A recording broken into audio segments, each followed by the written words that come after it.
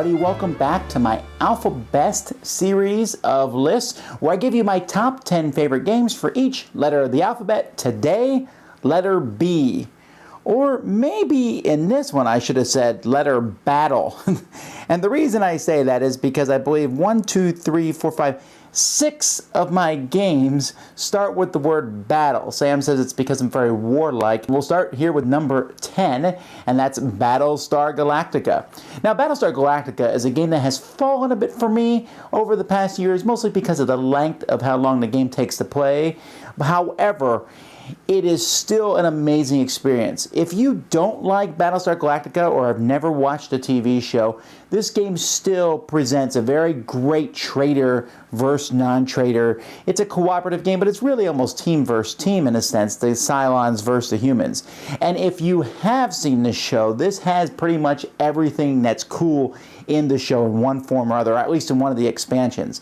Now, the expansions probably compiled too much on it. The best way to play it is still probably the basic game, and there's elements of some of the expansions which add like variety and different things.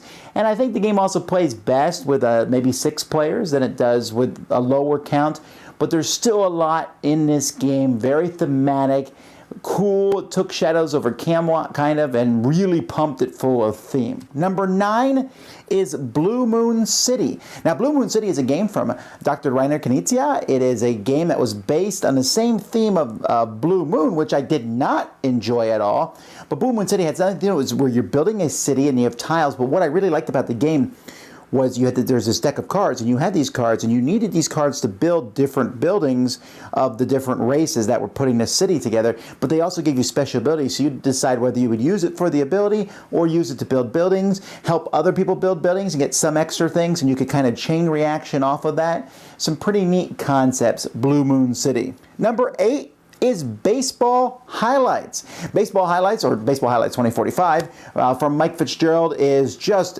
It's a deck builder that is a minor deck builder. It's kind of a deck builder. You play a game and then you deck build in between that game and the next game, and then you play a series of short games and you get a whole baseball season out of it. And it's baseball kind of in the future with cyborgs and robots, although really that's just there more for thematic flair than anything else. But it does bring baseball to life for me. I really feel this takes the idea of war, the concept of playing 2 cards and seeing who wins, and really elevate it to just, it's simple and yet at the same time offers a lot of tension back and forth. Love this game. Number 7, Battle Line. Another game from Rainer Knizia. That's 2 on this list. And this is a straight up back and forth game from GMT where you're just playing number cards in front of yourself. 3 cards in different areas, and you're trying to have 3 better cards for each area than your opponent does. And whether that's 3 of the same number, or 3 of the same color, or 3, 5, 6, 7, or 5, 6, 7 of the same color, or which is better than your 3, 4, 5 of another color. But you're only playing a couple cards at a time, and as the game progresses, you can logically prove you can't win here. And you got to win either 3 of these areas next to each other or 5 total. Also adds a few special tactics cards, which I wasn't so keen on when I first played the game, but now I'm enjoying them more and more. Very solid game. An older game, but still worth checking out. Number 6, Battle of the 5 Armies. This is a game from the folks who brought us War of the Ring. Now, War of the Ring is a fantastic game that is over the whole Lord of the Rings trilogy. Battle of the 5 Armies takes the battle from The Hobbit and brings it to life. Much better than the movies did, actually. This game is really cool. The bad guy, or the orcs and the goblins, he has like a time limit. He has to win because the good guy gets stronger and stronger. The eagles show up and Bjorn shows up, and so he has to win. But it's a cool back and forth with a really neat battle system. Pretty in depth, but I really enjoy this one. Sorry, number 5, Balderdash. Hey, it's a party game, and it's an older party game, but it is classic. And they've actually improved Balderdash. When Balderdash came out, where you were guessing, it was basically based on a game dictionary where it was a word no one knew the meaning. People make fake definitions for that word. The real one is thrown in, and you have to guess which one is the right definition. Then they came out with Beyond Balderdash, which added extra categories to that, and now the regular Balderdash has those categories in: funny laws, C movies, initials, people, and so that adds a lot of categories. The game, I don't even care who wins it every time we play it. It is just a laugh out loud riot. Number 4, Battlegrounds Fantasy Warfare. Battlegrounds Fantasy Warfare is a miniature game and a deck of cards, and that's one of the reasons I like it, because I'm going to buy a deck of cards and it's like buying thousands of dollars worth of miniatures, and I have this huge army, and there's so many cool armies. There's dinosaurs versus medieval knights. I even have historical factions, Rome and Carthage, and more factions are on the way, and I just love this back and forth, and each army, you feel like, oh wow, I'm gonna add this, and you got monsters, and there's a cool fantasy theming, but there's some pretty good tactical maneuvering in the game. It's essentially a miniatures game, but one I enjoy a lot.